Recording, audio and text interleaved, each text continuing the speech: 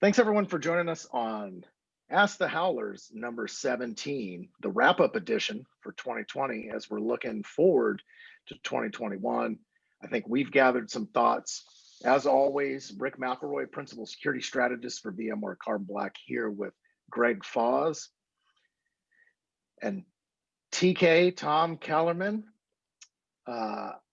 I know you've had a lot to say about what's been happening in 2020, but we're going to start with Greg on this one. So Greg, look, you and I started the year at RSA on a stage discussing ransomware and destructive attacks sort of becoming, the norm, right? So this idea of ransomware becoming more modular, the more evasive from a defensive perspective. How did that play out over the year, and what have we seen from some of these cybercrime groups?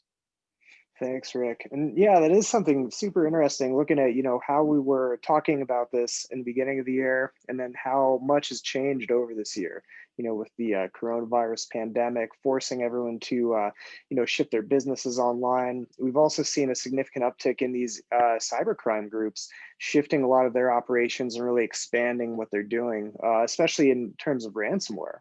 That's why, one of the things we think we're going to see in 2021 and beyond is going to be significant improvements and advancements in these campaigns that these groups are running.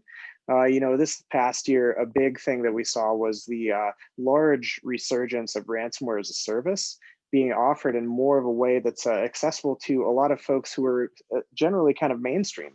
Cyber criminals who might not necessarily have been able to get involved in this sort of process. So ransomware as a service was a large part of making this accessible to people who maybe didn't necessarily have those skills to pull off a lot of these attacks.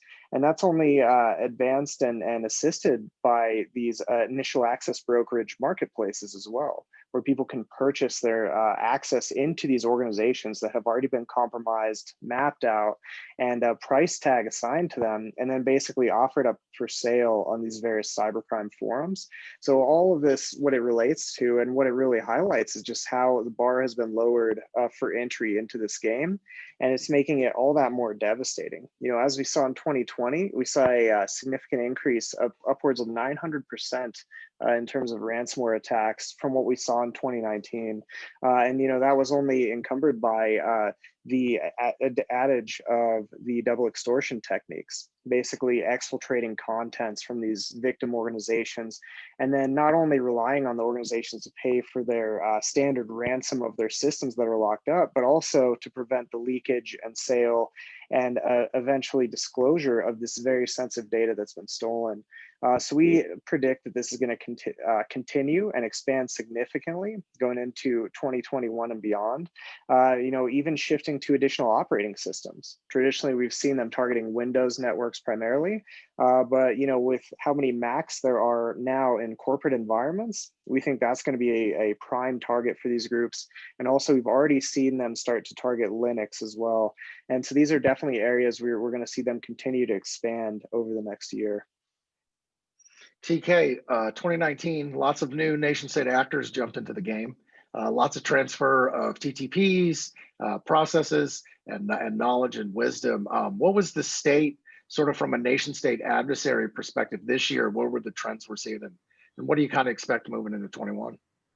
Yeah, I mean, I will attest to this, from the perspective of VMware, but also you can look at Microsoft's recent report that Russia was the most active adversary, and more importantly, Russia has created a cyber crime cartel around their assets, particularly in Eastern Europe, where you have cyber crime groups basically paying homage to the regime there and acting out. If you look at most of the ransomware that is released, a lot of it won't even initiate if it senses a Russian keyboard. So we need to appreciate the fact that there is this Pax Mafiosa between the cybercrime crews and the regime there. We need to appreciate the fact that with geopolitical tension will increase with Russia, particularly against NATO members and the US, because they will believe now that their one chance of having better relations with the West is fallen on its face. And I would expect to see a dramatic escalation of destructive attacks, not Petya style, ransomware employed, etc., in the coming weeks. Yeah, and it's interesting, right, Greg? Again, to sort of anchor this back in ransomware and wipers and destructive attacks, sort of combining forces and becoming a major problem for organizations, right? So, look, we've been on a talk track. I know you've presented to a number of government entities and commercial entities on this topic, but this idea of the rapid innovation and learning that's happening in the cybercrime market, right? World Economic Forum now says it's the third largest economy in the world, spurned mostly, right, by ransomware, crypto mining, crypto theft, and then also secondary extortion. So talk a little bit about like these evolutionary leaps from the cyber criminal cartels, specifically around like how are they industrializing what they're doing? Yeah, thanks, Rick. And that's something, we've seen significantly this year, especially. I think it's this industrialization of these e-crime groups, where it's no longer really just a single actor that's performing this whole chain of attacks. They're piecing out these different components of how they perform these attacks in order to maximize their profitability. So often, we mentioned the initial access brokerage. They'll gain access to these companies, post them for sale. Someone else is going to come in, maybe purchase that access, purchase a ransomware as a service, drop that in. And usually that's going to be very last. The ransomware component is always going to be their end, usually to kind of close out the engagement. They've already stolen data. They've already possibly, completed their espionage tactics or whatever their kind of main goals were. But often it's very, very many people involved along this whole chain of activities. And also, as TK was touching on, in terms of like the NotPetya style ransomware, where nation state adversaries took existing ransomware, the Petya ransomware, and then modified it to make it even more widely applicable, adding the shadow brokers tooling in order to spread laterally and pivot between networks, but then also turning it into just a purely destructive wiper. So even if you took the keys, tried to pay to decrypt your system, there was no recovering the data. And so that's something, we're very concerned with seeing more of these types of attacks. We've seen a couple websites hit in this way where they've just wiped out databases and things of that nature. So, that poses some significant risks, these additional uses of ransomware. Another use case is ransomware as a denial of service tool, extremely effective and devastating to the organizations that they employ these techniques against. So TK, two questions on that. One, what does that all mean for businesses when you have nation states developing 0 days and some of these more sophisticated techniques? And then, the wider question of how do we, given the changing set of circumstances, given what we're seeing that's automated from an attacker perspective, like how do we begin to address that when folks are running automated incident response playbooks? And what do we see going on in that space?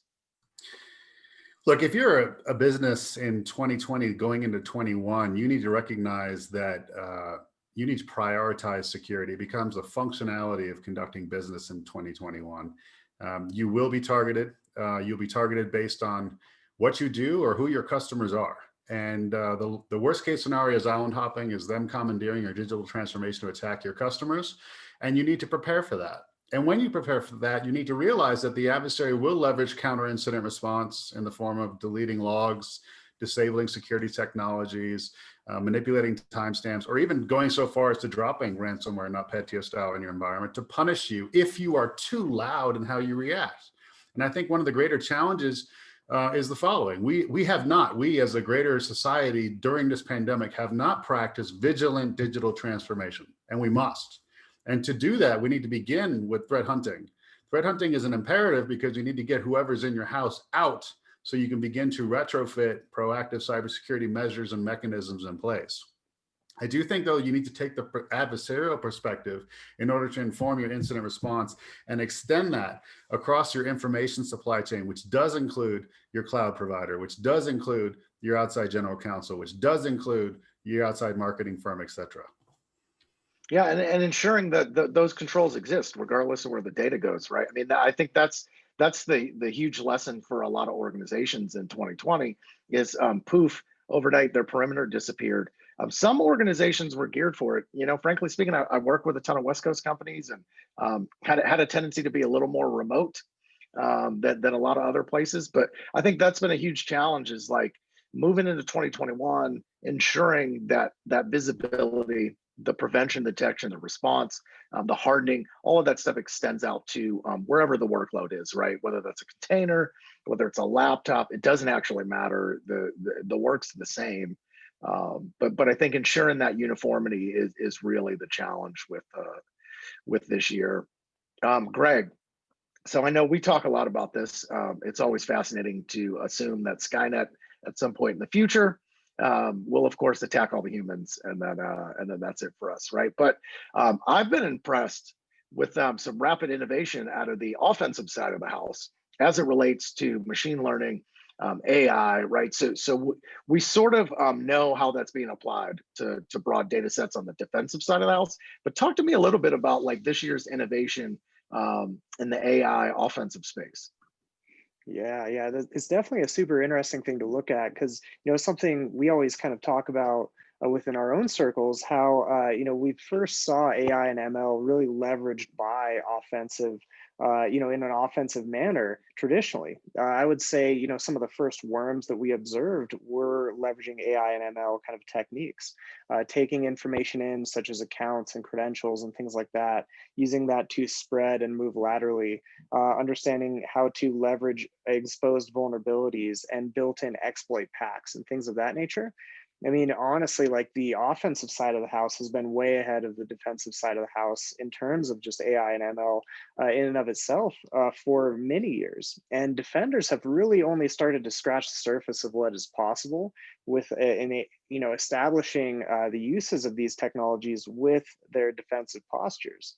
One of the main ways we've seen is implementing user entity behavioral analytics, looking at kind of creating that baseline of what is standard behavior for this user, what's their day in, day out, which is very tricky when you look at how much our days vary. All of us are going to do very, very different things. I might access different systems today than I did a week ago.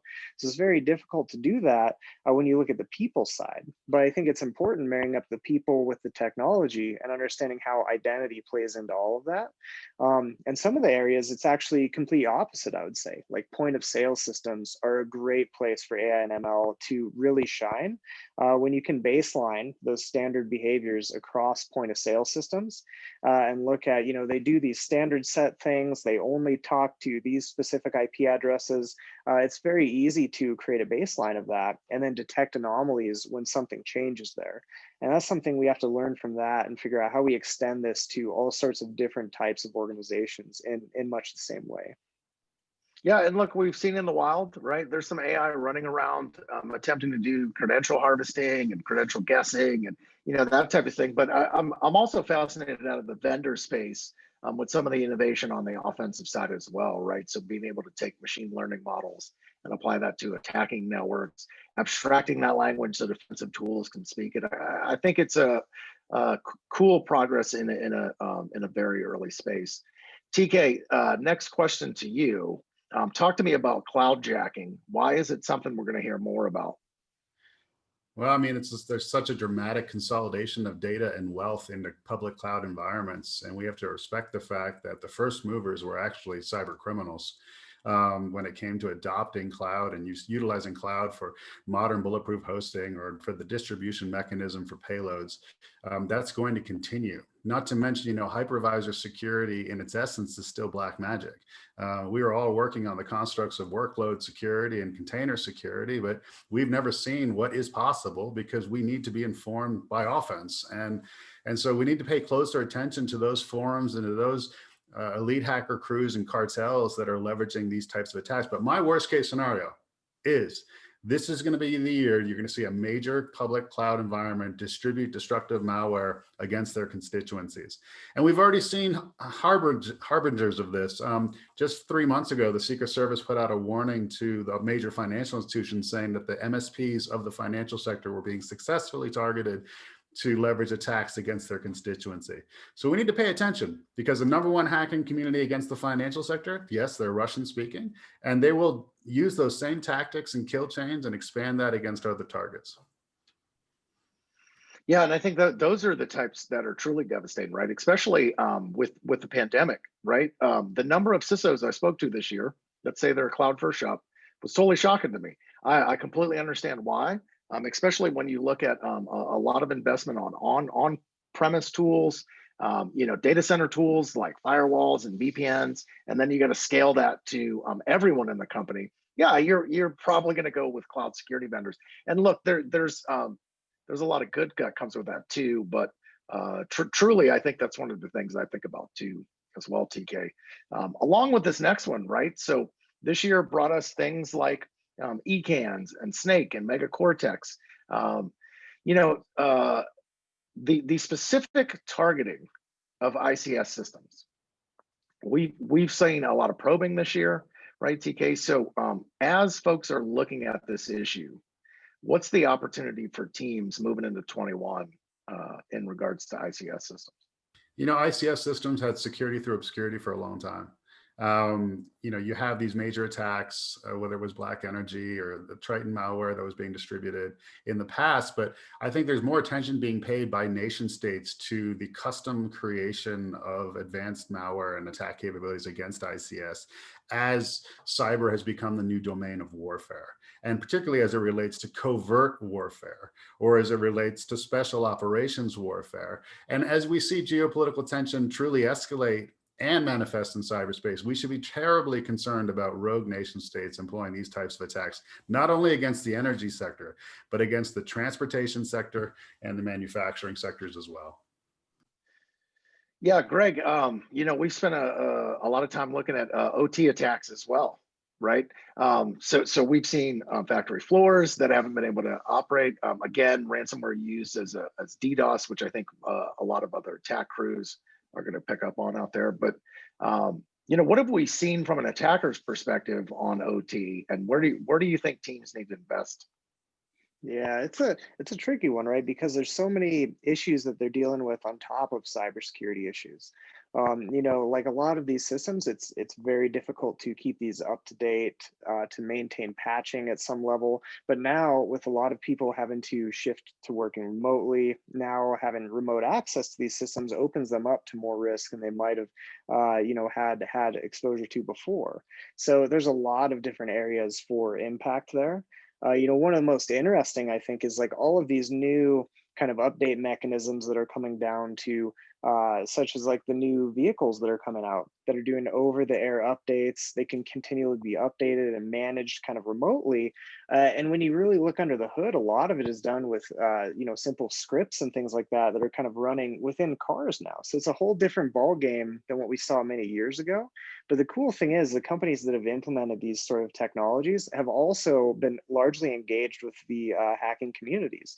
So like if you go to DEF CON, Tesla, every year, the past few years, they've had a car there that you can actually hack on. One year they even let people take like sledgehammers to them and stuff. So they do all these really cool things that I think they're very cognizant of these risks, and they want to make sure they're giving people every opportunity to vet them and make sure that these are going to be safe for people, and also put on a fun marketing event as well. That's just one example, because we've seen in the past where some of these internet connected vehicles have been interacted with, fortunately by white hat hackers. But essentially, they were able to prove they could take over these cars remotely, actually drive them while someone's going down a highway. Some scary kind of implications there. And as technology becomes more ingrained with these types of systems, vehicles is only one example here, but like manufacturing as well, and those core components that run, how products are being built and developed and shipped out.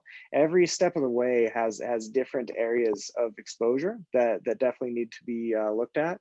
And from our own data, we've seen these industries targeted significantly just because they often don't have these patch levels in place. So a lot of the malware is successful when it's able to get into these networks. So it's definitely something to keep an eye on going forward. And for anyone that thinks this is fantastical, forget driving the car. Just think about your car and lane assist and brake assist, and if that was used at the wrong time or activated at the wrong time.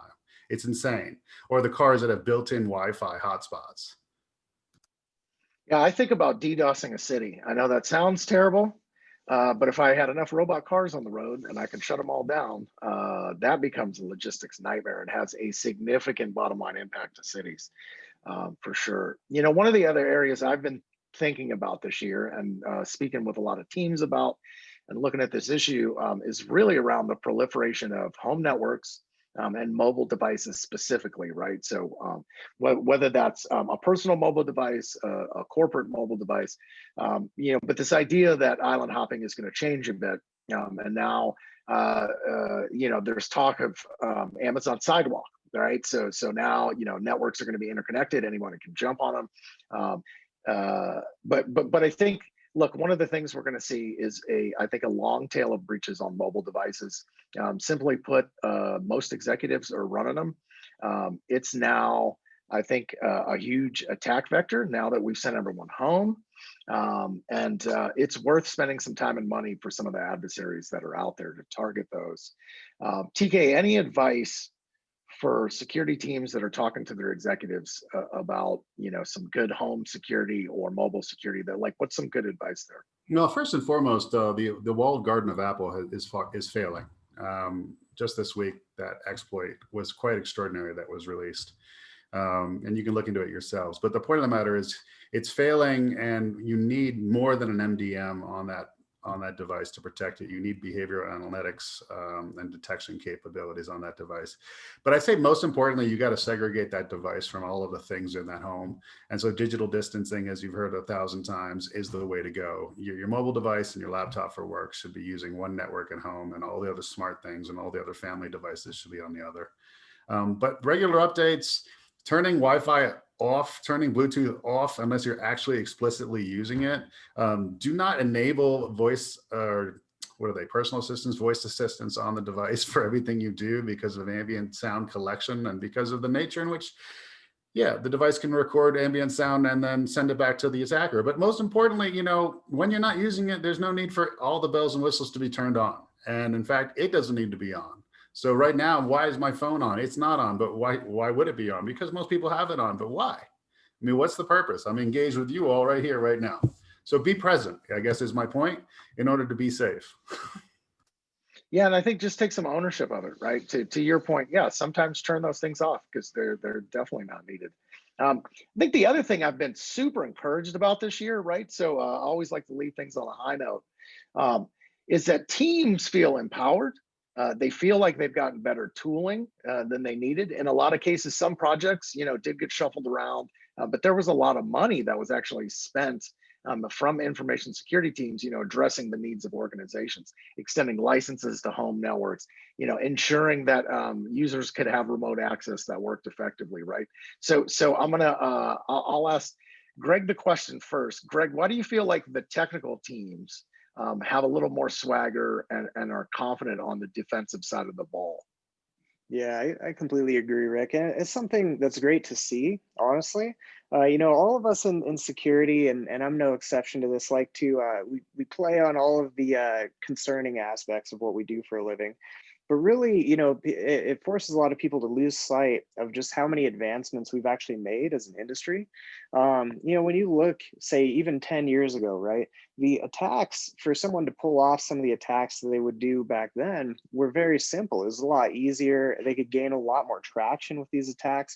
Now it's much more complicated. There's so much more involved in, say, you know, even a simple exploit against a Windows system. There's so many new controls in place across these operating systems. The endpoint telemetry has changed significantly. I mean, a decade ago, Carbon Black, you know, was a brand new idea, right? Endpoint detection and response did not exist really before then. And so now, you know, seeing how far it's come, we're not only where we're still doing the full streaming analytics, but we have the power of VMware behind us. We're hooking into all of this telemetry, basically leveraging the whole ecosystem as a whole, all the way from the details of this process data to what's traversing the network, to what log data you can collect, to being able to automatically respond to a lot of these events as well through SOAR capabilities and things of that nature. So I mean, the tooling has come leaps and bounds from when I first got into security. So I think it's great to see, and something that we definitely shouldn't lose sight of as an industry. So this is a fantastic one, Rick. I think it's a great one to end on as well.